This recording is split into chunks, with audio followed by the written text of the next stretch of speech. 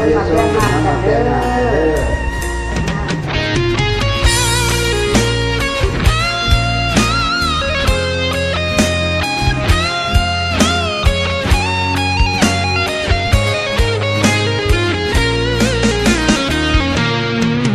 ตั้งแต่มือเฮาอยู่ด้วยกัน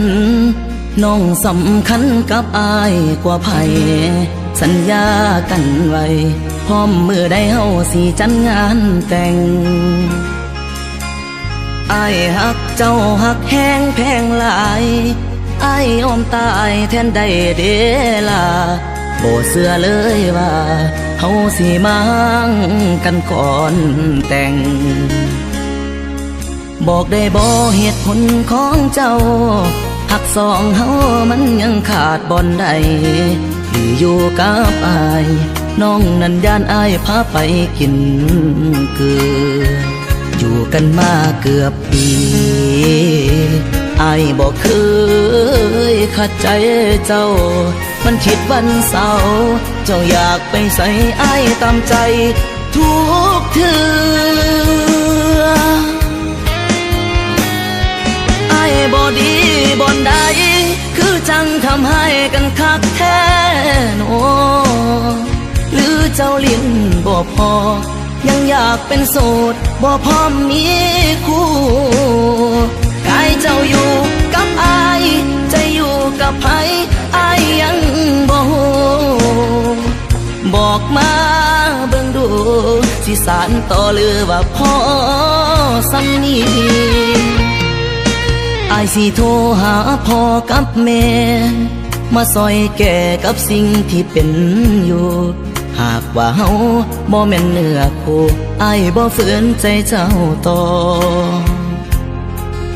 ความหักมันบังคับบ่ได้แม่นฝืนไปเฮาสิมีสุขบ่หากว่าเจ้ายังลิ้นบ่พอก็เสิร์นลิ้นต่อศา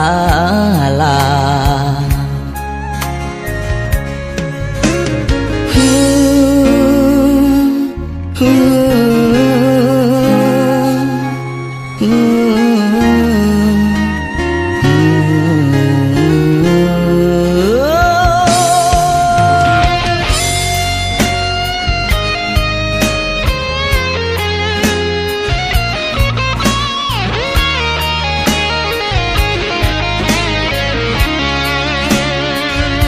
กันมาเกือบปี